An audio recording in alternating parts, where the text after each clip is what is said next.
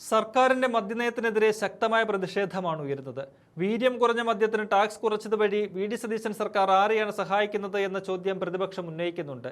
ഇവിടെ സർക്കാരിനെ കടന്നാക്രമിക്കുന്നത് മുൻ എക്സൈസ് വകുപ്പ് മന്ത്രി എം.പി. രാജേഷാണ്. വി.ഡി. സതീശൻ സർക്കാരിന് എന്ത് കിട്ടിയാണ് ഇത്തരം നടപടികളിലേക്ക് പോകുന്നത് എന്ന ചോദ്യം ചാനൽ ചർച്ചകളിൽ എം.പി. രാജേഷ് ചോദിച്ചു.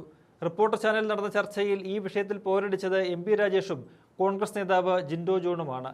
ചർച്ചയിൽ വീണ്ടും അഴിമതി ആരോപണം ഉയർത്തിവിട്ട എം.പി. രാജേഷ് വി.ഡി. സതീശന് പണം കിട്ടിയതുകൊണ്ടും മദ്യലോബിക്ക് വഴങ്ങിയതാണെന്ന് ആരോപിച്ചു.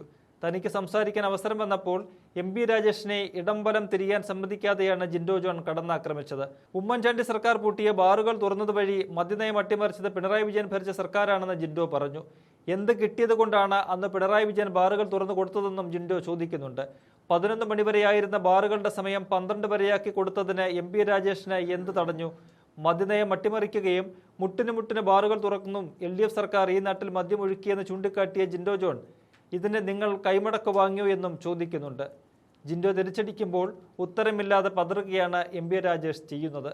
LDF സർക്കാരിന്റെ മദ്യനയത്തിലെ അപാകതകൾ ഒന്നൊന്നായി ജിൻഡോ പുറത്തുവിടുമ്പോൾ മുൻ എക്സൈസ് മന്ത്രിക്ക് ഉത്തരം മുട്ടുന്നുണ്ട്.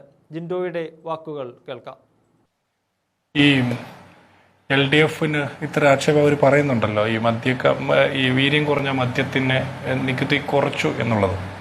അപ്പോൾ വീര്യം കുറഞ്ഞ മദ്യം എന്നുള്ളൊരു പ്രയോഗം തന്നെ കേരള സമൂഹത്തെ പരിചയപ്പെടുത്തിയത് ഇവരാണ്. അപ്പോൾ അതിൻ്റെ ടാക്സ് കുറച്ചത് കൊണ്ടാണ് ഇവർ പറയുന്നത്. ടാക്സ് കുറച്ചത് കൊണ്ട് അതിലെന്ത് കിട്ടി എന്ന് ചോദിക്കുന്നു. ഉമ്മൻചാണ്ടി സർക്കാരിൻ്റെ കാലത്ത് ബാറുകൾ അടച്ചുപൂട്ടിയിട്ട് പോയപ്പോൾ മദ്യലോബികൾ മുഴുവൻ UDF-നും സർക്കാരിനും എതിരായിരുന്നു. അതിനുശേഷം LDF സർക്കാർ വന്നപ്പോൾ ആദ്യം ചെയ്ത് ബാറുകൾ മുഴുവൻ തുറന്നു കൊടുക്കുകയാണ് ചെയ്തത്. ബാറുകളുടെ സമയവും നീട്ടിക്കൊടുത്തു. അന്ന് ഇവർക്ക് എന്തെങ്കിലും കിട്ടിയിരുന്നോ? എന്ത് കിട്ടിയിട്ടാണ് അങ്ങനെ ചെയ്തത്? അപ്പോൾ കേരളത്തിലെ മദ്യ വിൽപ്പനയുമായി ബന്ധപ്പെട്ട കാര്യത്തിൽ സംസ്ഥാന സർക്കാരിൻ്റെ ധനകാര്യ വകുപ്പ് നികുതിയുമായി ബന്ധപ്പെട്ട തീരുമാനമെടുക്കുന്ന കൂട്ടത്തിൽ അത്തരത്തിലൊരു തീരുമാനമെടുത്തു. അതിനപ്പുറത്ത് ഇത് വിൽക്കാൻ തീരുമാനിക്കുന്നെന്നോ വിൽക്കുന്നെന്നോ ഉള്ള തീരുമാനം UDF-ന്റെ മദ്യനയം ചർച്ച ചെയ്യപ്പെട്ട് മദ്യനയം പ്രഖ്യാപിക്കുന്നതിന് ശേഷമാണ് തീരുമാനമായിട്ട് വരിക. ഇത് നികുതി വകുപ്പിൽ നിന്ന് ധനകാര്യ വകുപ്പിൻ്റെ ഒരു തീരുമാനം പ്രഖ്യാപിക്കുന്നു എന്നുള്ളതിനേക്കാൾ അപ്പുറം ഇതിന് വിൽപ്പനയ്ക്കുള്ള തീരുമാനം എടുത്തിട്ടില്ല. ഞാൻ മനസ്സിലാക്കുന്നത് അങ്ങനെയാണ്. ആ തീരുമാനം UDF-ൽ ചർച്ച ചെയ്തിട്ട് UDF-ന്റെ മദ്യനയം ചർച്ച ചെയ്ത് പ്രഖ്യാപിക്കുമ്പോഴാണ് അക്കാര്യത്തെക്കുറിച്ച് പറയാൻ പറ്റും. ഇനി അതിൽ അഴിമതി ഉണ്ടെന്നാണെങ്കിൽ എം.പി. രാജേഷാണല്ലോ എൻ്റെ മുമ്പിൽ ഇരിക്കുന്നത്. അദ്ദേഹത്തോട് ചോദിക്കുന്നത്, UDF സർക്കാർ പൂട്ടിക്കളഞ്ഞ ബാറുകളെല്ലാം തുറന്നു കൊടുത്തപ്പോൾ എന്ത് കിട്ടിയിരുന്നു? ആ ബാറുകളുടെ സമയം നീട്ടിക്കൊടുത്തപ്പോൾ എന്ത് കിട്ടിയിരുന്നു? പാലക്കാട് വിക്ടോറിയ കോളേജിൽ കുടിവെള്ളം ഇല്ലാത്തത് കൊണ്ട് ഹോസ്റ്റൽ റൂം അടച്ചുപൂട്ടുന്ന കാലത്ത് എലപ്പുള്ളിയിൽ മദ്യ കമ്പനിക്ക് അനുവാദം കൊടുക്കുന്ന സാഹചര്യമുണ്ടായി. മഴവെള്ള സംഭരണിയിലൂടെ മദ്യം ഉൽപ്പാദിപ്പിക്കുമെന്നൊക്കെയാണെന്ന് പറഞ്ഞത്. അന്ന് താങ്കൾക്ക് എന്ത് കിട്ടിയിട്ടാണ് അത്രയും പ്രത്യേക താല്പര്യമെടുത്തത്? അത്തരം കാര്യങ്ങൾ പറയണമല്ലോ. നിലവിൽ ഇവിടെ മദ്യം വിൽക്കാൻ തീരുമാനിച്ചിട്ടില്ല. ഇനി ഒരു കാര്യം കൂടി പറയാം.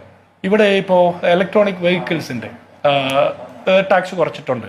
അത്തരം കാർ കമ്പനികളിൽ നിന്ന് മുഴുവൻ എന്തെങ്കിലും കിട്ടിയിട്ടാണ് അങ്ങനെ ചെയ്തതെന്നുള്ള ആക്ഷേപം നിങ്ങൾക്കുണ്ടോ? അപ്പോൾ നികുതി കുറയ്ക്കുന്ന സാധനങ്ങളുടെയൊക്കെ ഉൽപ്പാദിപ്പിക്കുന്ന കമ്പനികളിൽ നിന്ന് എന്തെങ്കിലും പ്രത്യേകമായിട്ട് കിട്ടുന്നു എന്നുള്ള തോന്നലുള്ളത് കൊണ്ടാണോ നിങ്ങൾ അങ്ങനെ പറയുന്നത്? നിങ്ങളെ അത്തരം മദ്യ കമ്പനികൾ സമീപിച്ചിട്ടുണ്ടെങ്കിൽ അത് ഞങ്ങളുടെ ഉത്തരവാദിത്തമല്ല.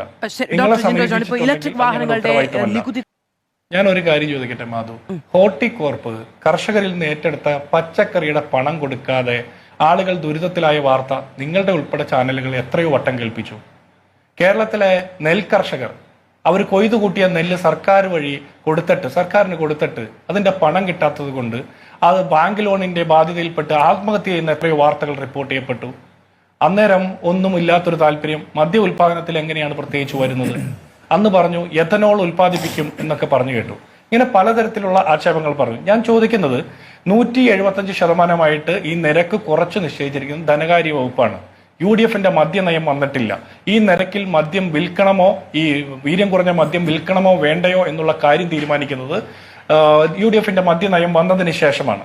അപ്പൊ ഇതെല്ലാം ചർച്ച ചെയ്യപ്പെടേണ്ട കാര്യമാണ്. ഇനി ഒരു കാര്യം കൂടി ചോദിക്കട്ടെ. KPS ലളിതയും ഇന്നസെന്റും മരിച്ചുപോയി. ആ മനുഷ്യരെ ഉപയോഗിച്ച് പരസ്യം ചെയ്തല്ലോ, ഘട്ടം ഘട്ടമായിട്ടുള്ള മദ്യവർജനം, മദ്യശാലകളുടെ എണ്ണം കുറയ്ക്കും എന്നൊക്കെ പറഞ്ഞല്ലോ. 10 കൊല്ലം ഇരുന്നിട്ട് മദ്യശാലകളുടെ എണ്ണം കൂട്ടുകയും ഘട്ടം ഘട്ടമായി മദ്യശാലകളുടെ എണ്ണം കൂട്ടുകയും മദ്യശാലകൾ തുറന്നു വയ്ക്കുന്ന സമയം അധികരിച്ച് നൽകുകയും ചെയ്തത് എന്ത് കിട്ടിയിട്ടായിരുന്നു? അല്ല, ഇത് വീര്യം കുറഞ്ഞ മദ്യം ഈ നിരക്കിൽ ടാക്സ് ചെയ്യാൻ മാത്രമേ തീരുമാനിച്ചിട്ടുള്ളൂ. അത്തരം മദ്യം വിൽക്കണമോ വേണ്ടയോ എന്നുള്ള കാര്യം ഇതുവരെ തീരുമാനിച്ചിട്ടില്ലല്ലോ. എക്സൈസ് വകുപ്പ് മന്ത്രി അത് കൃത്യമായിട്ട് പറഞ്ഞില്ലേ? UDF യോഗം ചേർന്ന്, മന്ത്രിസഭാ യോഗം ചേർന്ന് അതിനുശേഷമാണ് UDFന്റെ മദ്യ നയം പ്രഖ്യാപിക്കുമ്പോഴേ നമുക്കറിയാൻ പറ്റുള്ളൂ. ചിലപ്പോൾ വിൽക്കേണ്ടി വരും, ചിലപ്പോൾ വിൽക്കും. പക്ഷെ ഇപ്പോൾ ധനകാര്യ വകുപ്പ് ഈ മദ്യനയത്തിൽ വീര്യം കുറഞ്ഞ മദ്യത്തിന്റെ ടാക്സ് 250% നിന്ന് പകുതിയായിട്ടല്ല കുറച്ച് 175% കുറച്ചിരിക്കുന്നു. സമ്പദ് വ്യവസ്ഥയ്ക്ക് ലാഭം ഉണ്ടാകുമെന്ന് വെച്ചാൽ മദ്യം വിറ്റ് മാത്രം സമ്പത്ത് ഉണ്ടാക്കണമെന്ന് വിചാരിക്കുന്നതുകൊണ്ടാണ്. സമ്പദ് വ്യവസ്ഥയ്ക്ക് ലാഭം ഉണ്ടാകുമോ ഇല്ലയോ എന്നുള്ള കാര്യമൊക്കെ അക്കാര്യത്തിൽ പഠിച്ച് ധനകാര്യ വകുപ്പ് കൃത്യമായിട്ട് പറയുന്നതായിരിക്കും. അല്ല, ഇതിൽ പ്രശ്നം എന്ന് വെച്ചാൽ നമ്മൾ മദ്യത്തിന്റെ ലഭ്യത കുറയ്ക്കുക എന്നുള്ളതല്ല. മദ്യത്തിന്റെ ലഭ്യത കുറയ്ക്കാനാണെങ്കിൽ ബാറുകളുടെ എണ്ണം കൂട്ടുകയും ബിവറേജ് ഷോപ്പുകളുടെ എണ്ണം കൂട്ടുകയും ഒന്നും ചെയ്യില്ലായിരുന്നല്ലോ. കഴിഞ്ഞ 10 വർഷം ഇതൊക്കെ ചെയ്തില്ലേ? ഇതെല്ലാം ചെയ്തല്ലോ. ഞാൻ ചോദിച്ച ചോദ്യങ്ങൾക്ക് മാധു അല്ല ആൻസർ ചെയ്യണ്ടേ, MP രാജേഷാണ് ആൻസർ ചെയ്യണ്ടേ. ശരിയാണ്. MP രാജേഷ് UDFനോട് ഈ ചോദ്യങ്ങൾ ചോദിക്കുമ്പോൾ അദ്ദേഹം എക്സൈസ് വകുപ്പിലെ മന്ത്രിയായിരുന്ന സമയത്ത് ചെയ്ത കാര്യങ്ങളെ കുറിച്ചാണ് ഞാൻ ചോദിച്ചത്. അദ്ദേഹം അഴിമതി ആരോപിക്കുമ്പോൾ ഞാൻ ചോദിച്ച ചോദ്യങ്ങൾക്ക് അഴിമതി ഉണ്ടായിട്ടാണോ അങ്ങനെയൊക്കെ ചെയ്തത്?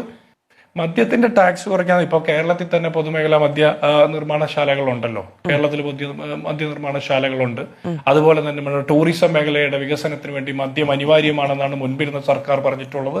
സ്വാഭാവികമായിട്ടും അത്തരം കാഴ്ചപ്പാടുകളോട് കൂടിയായിരിക്കും ഈ വീര്യം കുറഞ്ഞ മദ്യത്തിന്റെ ടാക്സ് കുറച്ചു കൊടുത്തിരിക്കുന്നത്. വീര്യം കൂടിയ മദ്യം ഉപയോഗിക്കാതിരിക്കാൻ വേണ്ടിയിട്ട് കൂടിയായിരിക്കും.